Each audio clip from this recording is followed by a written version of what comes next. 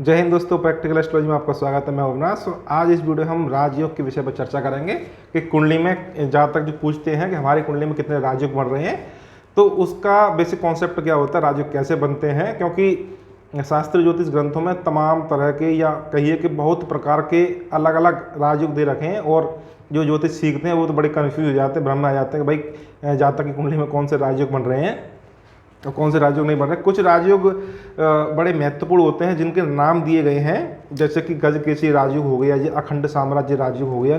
इन राजयोगों के नाम दिए गए हैं और इसके अतिरिक्त बहुत से ऐसे राजयोग हैं जिनका कोई नाम नहीं दिया जाता है। जैसे आप बृहत पराशर हुरा शास्त्र बृहत जातक जो शास्त्रीय ज्योतिष ग्रंथ हैं, सारावल्ली जातक पारिजात या आपके फलदीप का जो ग्रंथों में आपके जो अध्याय दिए गए हैं राजयोग के नाम से, तो उसमें ग्रहों की अनेक स्थिति दी गई है कि इस अमुक अमुक स्थान पर ये ग्रह बैठ जाएं तो जातक की कुंडली में राजयोग होता है। हालांकि जो स्पेसिफिक राजयोग होते हैं, जैसे मैंने आपको बताया गजकेसरी राजयोग, उसके हटके ये राजयोग हैं और ये राजयोग पूरक के अनुसार काम करते हैं, मतलब इनका सहयोग करते हैं जो मुख्य राजयोग बनते हैं कुंडली में। लेकिन जो हम इस वीडियो में बात करेंगे वो बात करेंगे कि चाहे आपके मुख्य राजयोग बन रहे हों जिसके नाम दिए जाते हैं ज्योतिष शास्त्रों में, जैसे गजकेसरी राजयोग, अखंड साम्राज्य योग, महाभाग्य योग, इस तरह के राजयोग, या फिर जो राजयोग की श्रेणी में लिख के और अनेक अनेक स्थिति ग्रहों की बन जाती है, उस तरह के राजयोग के जो उस दोनों प्रकार में आपके जो मूल जो नियम काम करता है वो है ग्रहों का बल। तो ग्रहों के कितना आपका बली है, ग्रह आपकी कुंडली कितनी बली है, ये सब देखने के लिए आज इस वीडियो बात करेंगे। और इससे पहले हम आपको बता दें कि जो नियमों का जो चर्चा हम कर रहे हैं वो सब आपकी लघु पारस्परिक सिद्धांतों के अनुसार ही है, क्योंकि लघु पारस्परिक सिद्धांतों के बिना पारस्परिक सिद्धांत पारस्परिक ज्योतिष बिल्कुल है ही नहीं, जिस मान सकते हैं कि उसका अस्तित्व नहीं है। तो पारस्परिक सिद्धांत सीखने के लिए आपको लघु पारस्परिक सिद्धांत आपको आना चाहिए पारस्परिक ज्योतिष सीखने के लिए।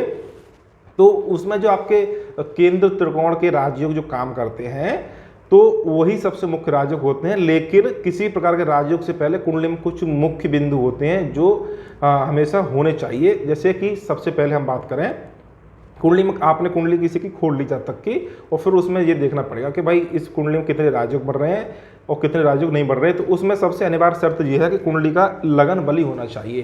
कुंडली का पहला भाव जो होता है, जो आपकी आयु से लेके मान सम्मान पदवी धन दौलत रूप रंग कदकाठी सब कुछ पहला भाव ही होता है, मुख्य भाव, वो भाव आपका बली होना चाहिए और लगनेश भी आपका बली होना चाहिए। अब बली किस प्रकार से मानेंगे आप कि ये मान सकते हैं कि लगन में आप लगन जो पहला भाव है उस पर शुभ ग्रहों का प्रभाव हो। और ये शुभ ग्रह कौन हो सकते हैं? एक तो नैसर्गिक जो शुभ ग्रह हैं गुरु शुक्र, उनका प्रभाव हो सकता है, अथवा आपके जो प्रत्येक लगन के लिए पारस्परिक सिद्धांत में लघु पारस्परिक में दिए गए हैं स्पेसिफिक जो शुभ ग्रह होते हैं, केंद्र त्रिकोण के जो ग्रह होते हैं स्वामी बनते हैं, उनका प्रभाव होना चाहिए। तो लगन पे शुभ ग्रहों का प्रभाव हो, इसके साथ आपका लगनेश आपके केंद्र अथवा त्रिकोण में बैठा हो। तो जो मूल कॉन्सेप्ट यहाँ पर काम करेगा आपका बेसिक नियम, तो वो यही है कि आपका लगन अथवा लगनेश या दोनों ये बली होने चाहिए, तभी कोई राजयोग आपकी कुंडली में काम करते हैं। और यदि लगन लगनेश आपके बली हैं और इसके साथ आपका चंद्रमा बली, दूसरा नियम ये हो गया कि आपका चंद्रमा और चंद्र लगनेश बली होना चाहिए। अब चंद्रमा क्या? चंद्रमा आपकी जन्म कुंडली के प्राण हो गए, चंद्रमा आपकी कुंडली का बैटरी हो गया, जितना चार्ज होगा उतना ही अच्छा काम करेगा। तो चंद्रमा आपका केंद्र में त्रिकोण बैठे होने चाहिए, पक्ष में बली होने चाहिए, नवांश आदि में वो शुभ स्थिति में होने चाहिए। इसी प्रकार से आप चंद्रमा के स्वामी उसका भी नियम लगा सकते हैं, क्योंकि ये लगन का, चंद्रमा का और सूर्य का, ये तीनों आपके सुदर्शन लगन हो गए, तीनों लगनों की तरह काम करते हैं। लगन तो स्वयं लगन होती है, चंद्रमा ग्रह के साथ साथ लगन का भी काम करते हैं। उसी प्रकार से सूर्य का भी बली होना बड़ा आवश्यक है। तो सूर्य के केंद्र त्रिकोण में बैठे हों तो, या फिर आपके सूर्य की स्थिति तो आपके तीसरे भाव में, छठे 11 भाव में शुभ मानी गई है, लेकिन ये शुभ और बली होने चाहिए, नमन शादी में भी, और शुभ ग्रहों के प्रभाव में होने चाहिए। तो ये आपके 3 बिंदु हो गए मुख्य रूप से, यानी कि तीनों लगने आपकी बली होनी चाहिए। और पारस्परिक सिद्धांतों की हम बात करें तो उसमें आपके शुभ ग्रहों का केंद्र में बैठना शुभ है, और पापी और क्रूर ग्रहों का आपका त्रिचड़ा यानी कि तीसरे छठे और 11 भाव में बैठना शुभ होता है। यदि ये आपकी स्थिति बनती है किसी भी कुंडली में आप मान कि आप जब किसी की कुंडली खोलेंगे तो उसमें देखेंगे कि भाई लगन आपका लग्न केंद्र त्रिकोण बैठा हुआ है, चंद्रमा भी आपका शुभ बली स्थिति में शुभ ग्रहों के प्रभाव में। अब शुभ ग्रहों का प्रभाव आप समझ लीजिए कि भाई शुभ ग्रहों की आप पे दृष्टि होनी चाहिए या शुभ ग्रहों के बीच में लगन अथवा चंद्रमा होना चाहिए, शुभ कर्तरी दोष उसको बोल सकते हैं।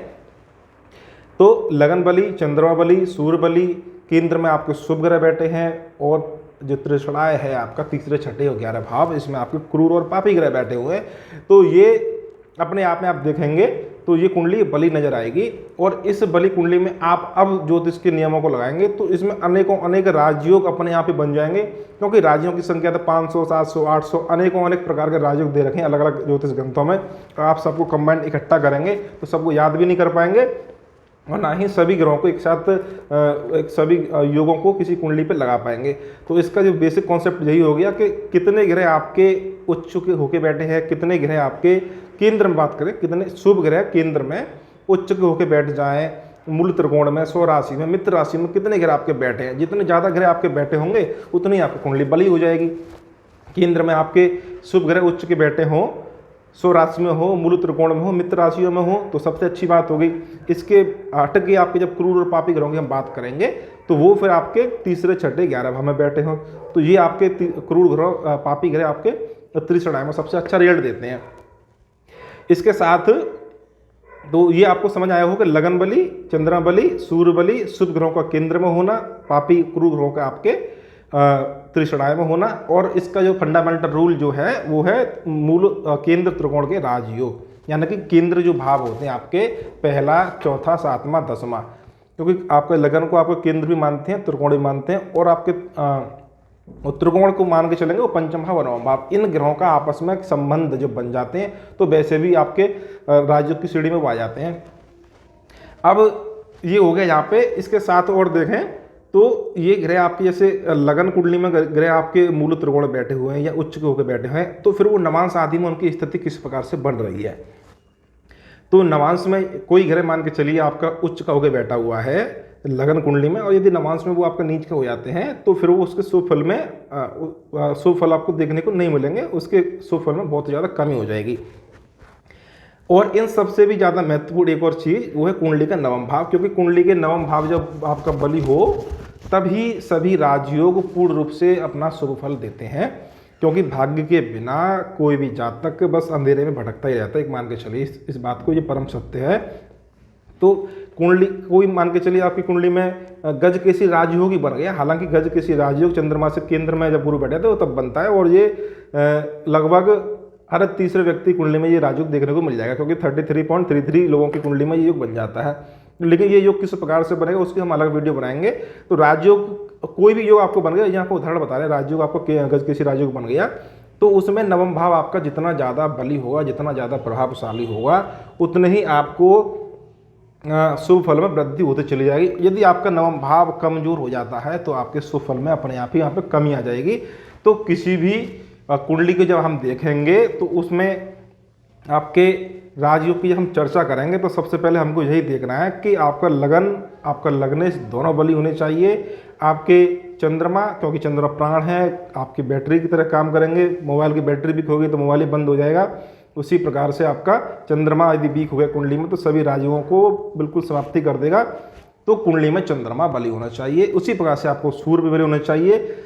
केंद्रों में आपके शुभ ग्रह अपनी ही राशियों में, मित्र राशियों में उच्च के होकर बैठे हो तो ज़्यादा अच्छा है। नवांश में ये शुभ ग्रह नीच के नहीं होने चाहिए, शत्रु नवांश में नहीं होने चाहिए। पापी ग्रह किसी प्रकार से यदि केंद्र में बैठते हैं तो अपने स्वराशि में, अपने उच्च राशि में ही होने चाहिए। यदि शत्रु राशि में यदि पापी ग्रह बैठ जाएंगे तो मामला खराब हो जाएगा। और पापी ग्रहों का सबसे अच्छा स्थान तीसरे, छठे, 11 भाव में है। तो ये बेसिक नियम काम करते हैं। और राजयोग का यहाँ पे फिर नियम समझ लीजिए। राजयोग का मतलब ये नहीं है कि आप राजा की गद्दी बैठ जाएंगे, वही है कि आप एक सुखी, समृद्ध, एक अच्छा जीवन व्यतीत करेंगे, खाने पीने के आपको अच्छी जिंदगी चलती रहेगी। तो वही यहाँ पर राजयोग का अर्थ समझिए। और जितना ज़्यादा बली राजयोग उतना ही अच्छा आपका जीवन बीतेगा। तो ये यहाँ पे एक नियम, सामान्य नियम बताए गए हैं। अगर आपको कोई डाउट हो, कोई संभावना, कोई प्रश्न पूछना हो तो आप कमेंट के माध्यम से जरूर पूछिए। तो ये यदि आप इस तरह से आपकी कुंडली देखेंगे तो आपको बहुत लाभ मिलेगा। और यही बेसिक नियम है, बेसिक कॉन्सेप्ट है आपके राजयोगों का। तो आज की वीडियो में इतना ही। वीडियो को लाइक करिए, शेयर करिए। धन्यवाद।